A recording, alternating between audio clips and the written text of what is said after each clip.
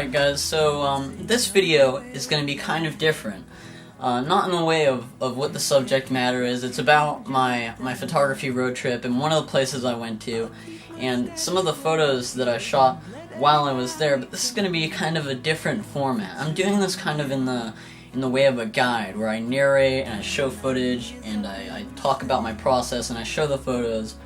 And this is mainly because this location was very challenging for filming. Number one, there were a lot of people, so hard to talk to the camera. And number two, this place has you really running around to get the lighting as it changes. So where am I talking about? I'm talking about this place. This is Mono Lake. It's located just outside the east entrance to Yosemite. And this place I really wanted to go to. I've seen a lot. My cat's over there. He's clawing at the door. That's annoying.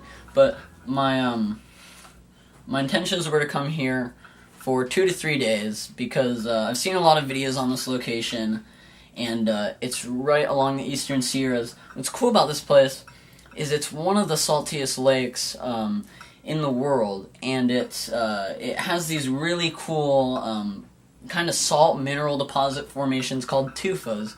And these used to be underwater, but recently, because of a lot of different reasons, the water level has dropped.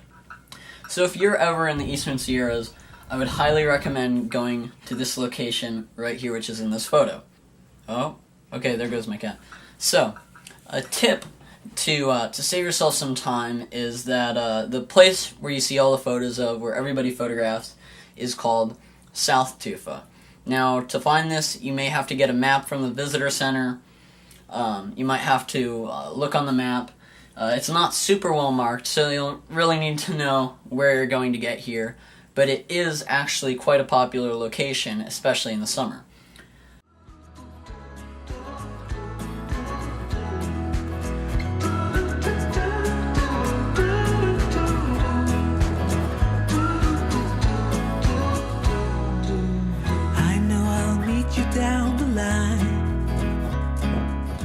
So it looks like we might get some nice pink lighting here. There's some clouds off in the distance, but the golden light is really pretty too. I think it looks like it's going to be clear for sunrise, so I'm not sure how great it's going to be, but so far the shoot is going pretty well. So I started with some long exposures just to make the photo a bit more interesting. You have some nice soft, kind of pinkish, bluish lighting, and yeah, I've got a 6-stop filter on right now.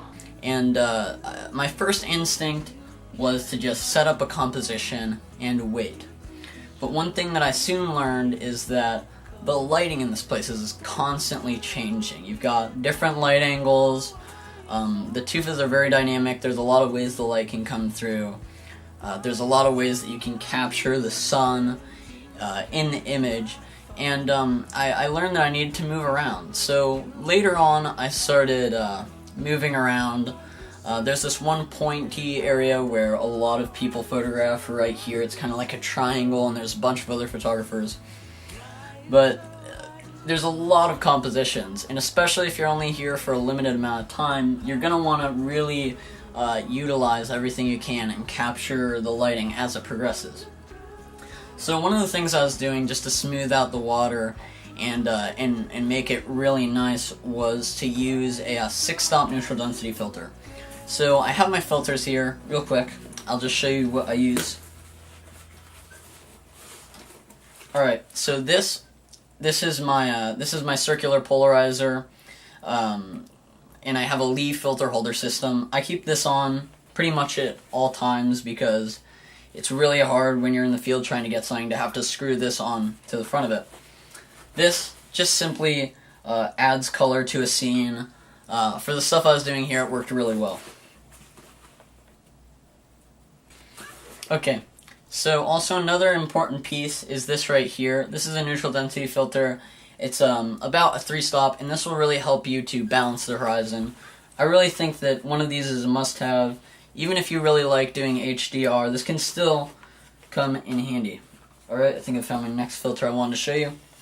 Alright, this is the really important one. This is the I should probably clean these actually. This is the 6-stop neutral density filter, and this will get you really far in terms of getting a long exposure. It'll probably bring you over 30 seconds sometimes, but I was able to use this to really smooth out the water, along with my polarizer and in this filter right here.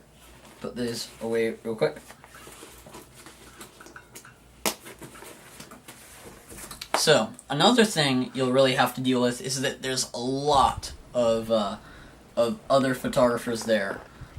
You'll find that you really have to work around them and select compositions where they aren't at, and ask them, hey, is it alright if I do this? Is it alright if I move over here next to you or whatever? And there are a lot of photographers that I had conversations with who were actually really cool people. And 2 of them were talking about a full moonrise over the Tufas right at sunset, which is perfect to have the moonrise like right at sunset. So we waited a while, and we ended up getting some like really amazing images of the moon rising over the Tufas, and that was a really cool experience. I'll show you some of those moon photos. But yeah, other photographers can really be helpful for letting you know the conditions of stuff. So that was our first shoot at the location, and we had one more shoot. Alright guys, so it's sunrise and we're on location. Sunrise isn't for like another 20 or 30 minutes, but I'm walking over here right now to set up a composition.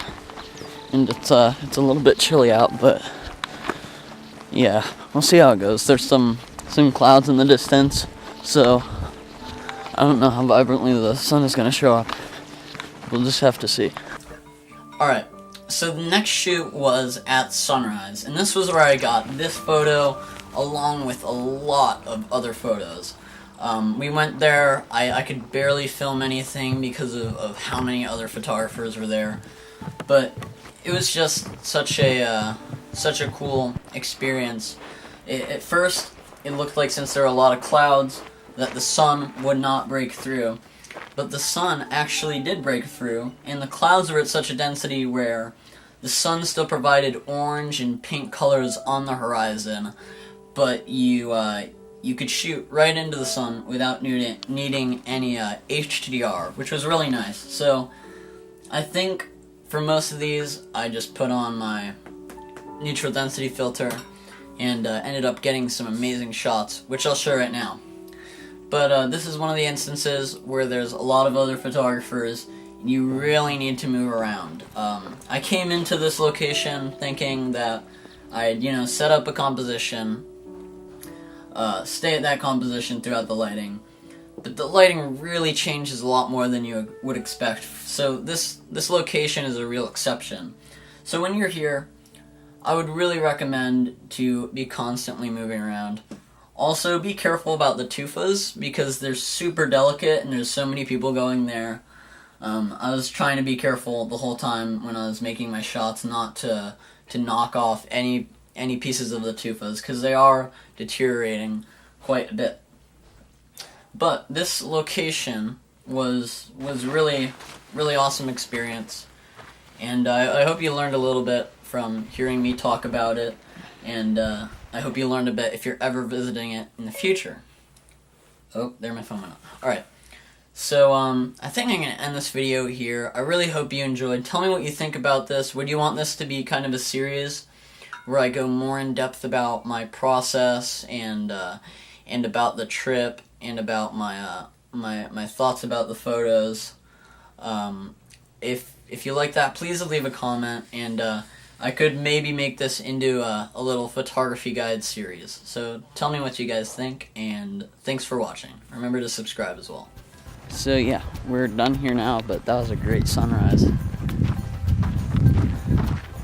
The lighting is still kind of on the mountains, but not really. But yeah, I'm really happy with some of those photos I got with the sun coming up. I got pretty much photos in every direction, and we still have like another sunset or another day here. We have today and tomorrow, so we might do some other stuff too, but we have a lot of time to photograph this place.